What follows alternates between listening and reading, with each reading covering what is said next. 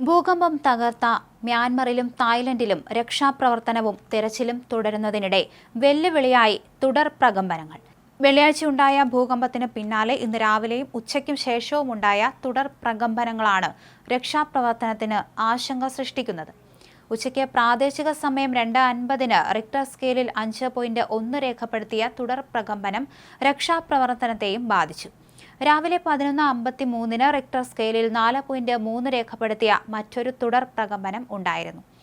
Myanmar തലസ്ഥാനത്തും സമീപ പ്രദേശങ്ങളിലും തുടർ പ്രകമ്പനങ്ങൾ ഉണ്ടായതോടെ ഭീതിയിലാണ് പ്രദേശവാസികൾ.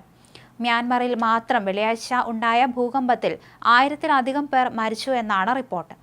മരിച്ചവരുടെ എണ്ണം 1002 ഉയർന്നതായും 2376 പേർക്ക് പരിക്കേറ്റതായും മാധ്യമങ്ങൾ റിപ്പോർട്ട് ചെയ്തു. അയൽരാജ്യമായ തായ്ലൻഡിൽ ഭൂകമ്പത്തിൽ 10 പേർ മരിച്ചു. തലസ്ഥാനമായ ബാങ്കോക്കിലെ ചതുപാക് മാർക്കറ്റിന് സമീപം നിർമ്മാണത്തിലിരുന്ന ഒരു ബഹുനില കെട്ടിടം തകർന്നാണ് മരണം.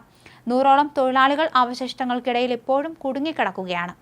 ഭൂകമ്പ മാപിനിയിൽ 7.7 തീവ്രത രേഖപ്പെടുത്തിയ ഭൂകമ്പത്തിൽ വലിയ തോതിൽ ആൾനാശവും വ്യാപകമായ നാശനഷ്ടങ്ങളും ഉണ്ടായേക്കാമെന്നും മരണസംഖ്യ 10,000 കവിയാൻ സാധ്യതയുണ്ടെന്നും യുണൈറ്റഡ് സ്റ്റേറ്റ് ജിയോളജിക്കൽ സർവേ മുന്നറിയിപ്പ് നൽകി. നേരത്തെ 1000-ലേറെ പേർ മരിച്ചിരിക്കാമെന്ന് US ജിയോളജിക്കൽ സർവേ അറിയിച്ചിരുന്നു. ഇരു രാജ്യങ്ങളിലും രക്ഷാദൗത്യം തുടരുകയാണ്. കാണാതായവർക്ക് വേണ്ടിയുള്ള തെരച്ചിലും ശക്തമാക്കിയിട്ടുണ്ട്. കെട്ടിടാവശിഷ്ടങ്ങളിലും മറ്റും ആളുകൾ കുടുങ്ങിക്കിടക്കുന്ന സാഹചര്യത്തിൽ മരണസംഖ്യ ഉയർന്നേക്കുമെന്നാണ് അന്താരാഷ്ട്ര മാധ്യമങ്ങൾ റിപ്പോർട്ട് ചെയ്യുന്നത്. തലസ്ഥാനമായ നൈപ്ഡോ ഉൾപ്പെടെയുള്ള പ്രദേശങ്ങളിൽ പട്ടാള ഭരണം ദുരന്തകാല അടിയന്തരാവസ്ഥ പ്രഖ്യാപിച്ചിട്ടുണ്ട്. കൂടുതൽ പേരും കൊല്ലപ്പെട്ടത് മ്യാൻമറിലാണ്. മ്യാൻമറിൽ രക്ഷാപ്രവർത്തനം മന്ദഗതിയിലാണെന്ന് അന്താരാഷ്ട്ര മാധ്യമങ്ങൾ റിപ്പോർട്ട് ചെയ്തു. വെള്ളിയാഴ്ച ഉച്ചയ്ക്ക് 12:50 7.7 തീവ്രത രേഖപ്പെടുത്തിയ ഭൂകമ്പം ഉണ്ടായത്.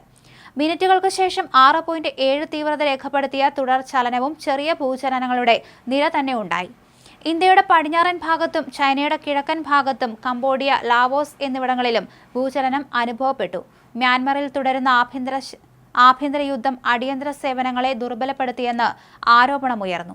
ബാങ്കോക്കിലെ ചാറ്റുചക് മാർക്കറ്റിന് സമീപം നിർമ്മാണത്തിലിരുന്ന ഒരു ബഹുനില കെട്ടിടമാണ് തകർന്നു വീണത്. അതേസമയം കാണാതായവർക്ക് വേണ്ടിയുള്ള തെരച്ചിൽ ശക്തമാക്കിയിട്ടുണ്ട്. കെട്ടിടാവശിഷ്ടങ്ങളിലും മറ്റും ആളുകൾ കുടുങ്ങിക്കിടക്കുന്ന സാഹചര്യത്തിൽ മരണസംഖ്യ ഉയർന്നേക്കാമെന്നാണ് അന്താരാഷ്ട്ര മാധ്യമങ്ങൾ റിപ്പോർട്ട് ചെയ്യുന്നത്.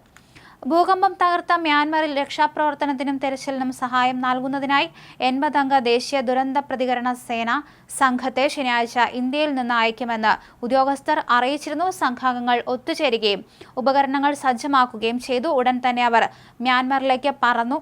രക്ഷാപ്രവർത്തനത്തിനും തെരച്ചിലിനും ആവശ്യമായ എല്ലാ ഉപകരണങ്ങളും സംഘം കൊണ്ടുപോകുന്നുണ്ടെന്ന് അധികൃതർ അറിയിച്ചു. 118-അംഗ മെഡിക്കൽ ടീമിനെയും 4 നാവികസേനാ കപ്പലുകളും മ്യാൻമറിലേക്ക് അയച്ചു.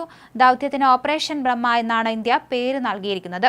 അതേസമയം മ്യാൻമറിലെ 16,000-ഓളം ഇന്ത്യക്കാർ സുരക്ഷിതമെന്ന് കേന്ദ്രം അറിയിച്ചു. പ്രധാനമന്ത്രി മ്യാൻമർ സീനിയർ ജനറലുമായി സംസാരിച്ചു.